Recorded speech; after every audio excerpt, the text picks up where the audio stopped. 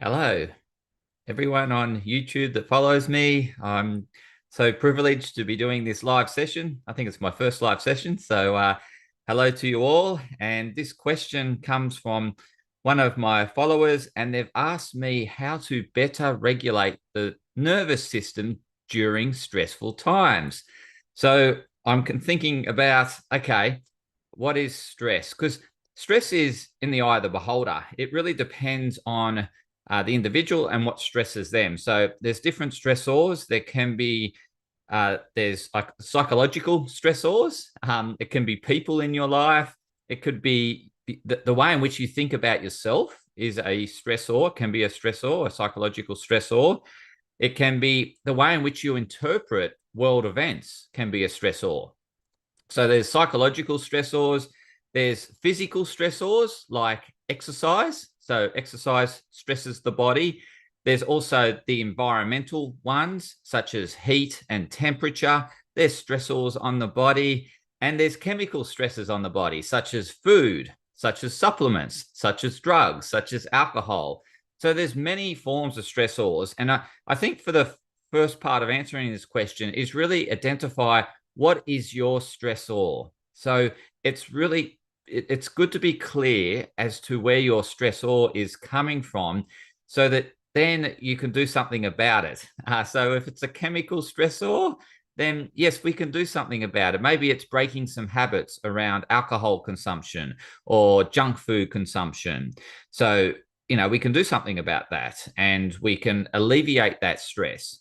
Sometimes it's a stressor such as the cost of living crisis. So the cost of living crisis, well, it is there, but we can do something about it. So it's something that's within our control. We certainly can't control prices rising, but we can control how we spend our money. So there's an element of control there. So we can only do what we can control.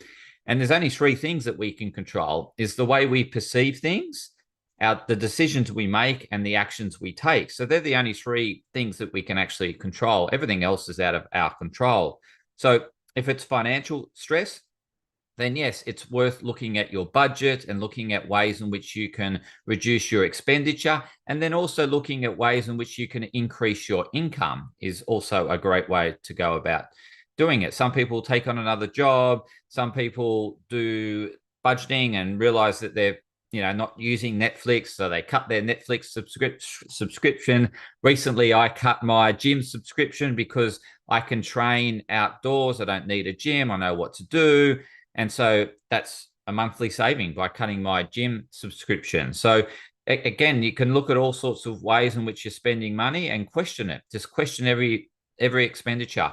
Now, if it's a psychological stressor in terms of the way in which you think about yourself, then there's ways in which you can better integrate your thinking so you feel whole and complete and that there's nothing missing. Because often when we have an identity crisis where I guess our personality is split, and it's split and fragmented, so to speak. It's a bit like a broken mirror, for example. It's split into so many fragments, and you don't know if you're this personality, this personality, this personality. And what I can certainly help you with through my coaching is helping you integrate the parts so you feel whole, you feel one, you feel fulfilled. And that's part of a process in which I can help facilitate you through if it's a identity crisis or a split personality, or I guess you're not happy with yourself. You think there's something missing. So I can help you realize that there's nothing missing.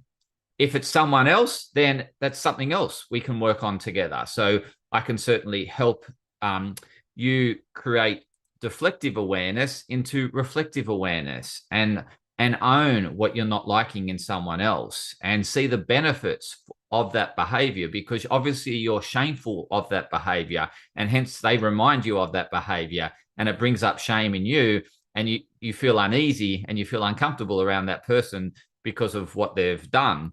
But it's nothing more than you having deflective awareness and not owning that part of you that you see in them. So I can certainly help with that integration so that you feel whole and that you're not judging other people and you're not looking down on them. You you see everyone with equanimity. And so I can also help you level up in the sense that if you're looking up to people and always trying to people please and feel that you're not worthy, then I can certainly help improve your self-worth by you realizing and finding that you've got everything within you that you admire in someone else. So that can cover the psychological stresses. In terms of the physical stress, like I mentioned, exercise, it's really listening to your body and seeing where your energy levels are at and doing exercise according to where your energy levels are at. So not constantly pushing yourself. Again, we can get carried away with thinking we need to do more. In actual fact, sometimes by doing less, we achieve our health outcomes. So it's finding that moderation around exercise that's really helping you move forward as opposed to stressing your body. The other physical stresses I mentioned, the cold and heat. And again, there's ways in which we can better adapt to the cold and heat by deliberate exposure to these elements, but incrementally and getting more adapted to cold, more adapted to heat. And again, that's a positive stress on the body, provided it's incremental and not all or nothing. So again, we're looking at sort of moderating the stresses in our life, and ways in which you can help deal with these stresses are things that bring you, I guess, this sense of presence. They bring you a sense of certainty. So they're the things you do that you love doing. So what do you do that you love doing? Do more of that. Integrate that into your day, into your weeks, into your months regularly, making sure it's sprinkled throughout. And that way you'll calm your nervous system by doing these activities that you love. So make sure you do things that you love, and make sure that they're scheduled into your diary so it's a priority, so that you can better deal with these outside stresses, because some of them may be constant and you can't do a lot about.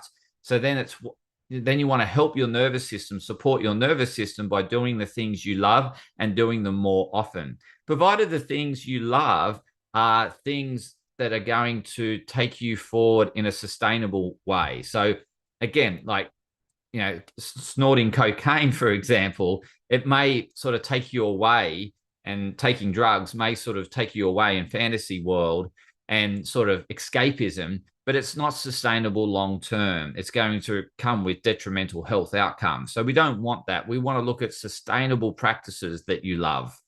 So things like getting outdoors, connecting with nature, they're great ways of grounding. Just putting your bare feet on the ground, just feeling the sunlight, getting some sunshine, real light exposure, getting outdoors into green environments, swimming into open body waters such as lakes, rivers, and oceans. That way we can really connect with nature. It calms our nervous system when we connect with nature. Engaging our senses into bird sounds, for example, is a one way in which I calm my nervous system. Is I love nature. And when I focus on nature sounds and just put all my senses into those nature sounds, I get very present. My nervous system calms down and I feel really centered.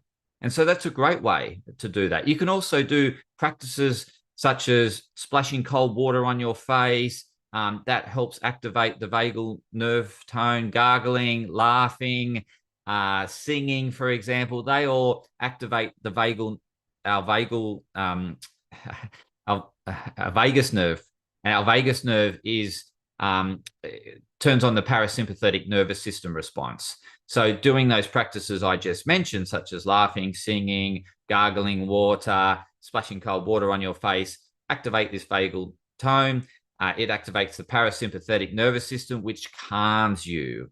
So there's some other ways in which, so it's really finding what works for you. Do you love singing along to songs? Then do more of that. Sprinkle that into your week. Do you like having a laugh with your friends? Then schedule catch up with your friends that make you laugh. Or go to a comedy show, or however you like to absorb laughter. That's calming on the nervous system. For example, pets. Having a pet can calm the nervous system. And so giving our time to charity is another way in which we can feel like we're contributing, making a difference, living with purpose. When we live with purpose, our autonomic nervous system just balances itself. we feel fulfilled because we feel like living we're living in purpose and we're living an aligned life. We are contributing, we are giving back, and that's what we feel. We're in harmony when we do that. So these are some great tips in terms of how you can regulate your nervous system based on stressful times. If you want more tips, please reach out to me. Leave a comment to say interested in a free discovery session, and I'll send you the link for that free discovery session. That's 15 minutes with me, and we do basically I deliver $90 worth of value to you, and it's personalized, so I can personalize this advice recommendations based on your personal situation. So please feel free to reach out for me, and we can book a discovery session. Thank you for tuning into this live session, and I really appreciate you following me and what I do around my content. Please give me feedback as to what more content you'd like to see, and I'll deliver that because I'm all about adding value to you and helping you enhance and enlighten your well-being. So until next time, take care, continue to health up.